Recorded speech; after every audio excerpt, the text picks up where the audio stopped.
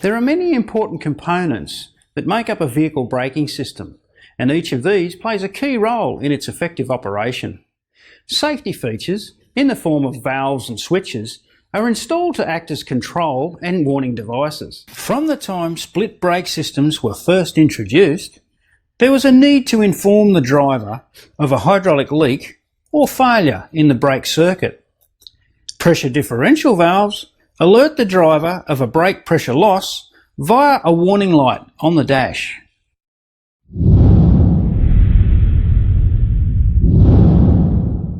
In the event of a hydraulic leak, the pressure differential valve is used to separate the functioning and faulty circuit, then operate a warning light.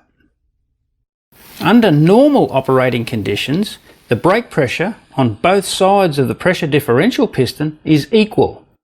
This allows the piston to be located centrally in the valve, with the spring-loaded warning switch plunger sitting in its tapped groove. In this position, the warning switch contacts are open and the brake warning light stays off.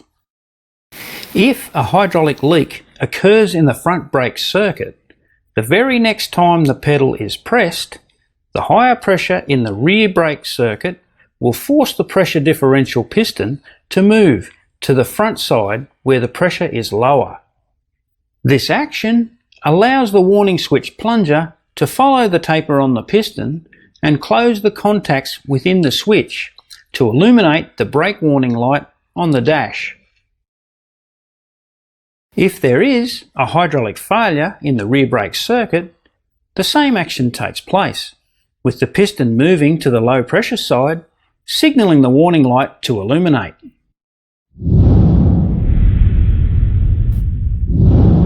The metering valve or hold-off valve, located in the same housing as the pressure differential valve, is designed to achieve balanced braking.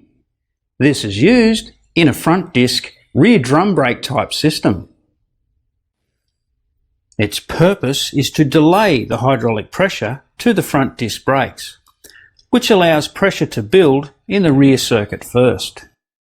When the brake pedal is applied, the pressure builds in the system, the closing spring force is overcome, and the valve moves, allowing fluid to flow to the front calipers.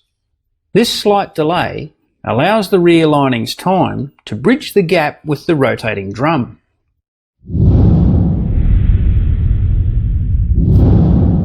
All braking systems require a way of proportioning the brake pressure between the front and rear braking circuits, because the rear does not require as much pressure during heavy braking.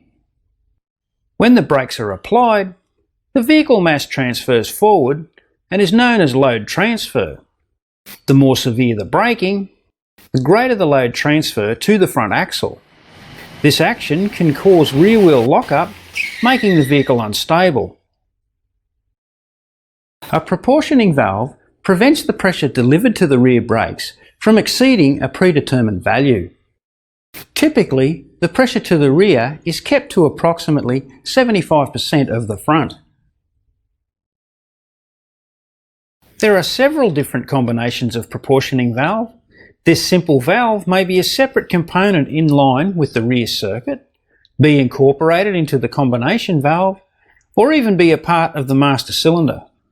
During low pressure brake operation, a spring holds the proportioning valve piston away from the poppet valve, allowing the fluid to flow past the valve and onto the rear brake units.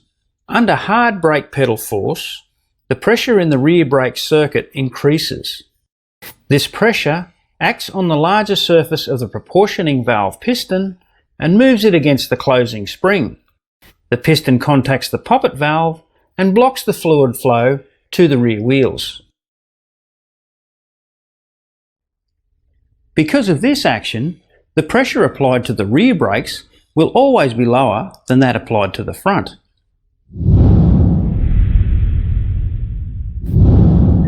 Load sensing proportioning valves are used on vehicles that carry varying loads. They have a similar function to a pressure sensitive proportioning valve by reducing the flow and thereby the pressure to the rear brakes when required.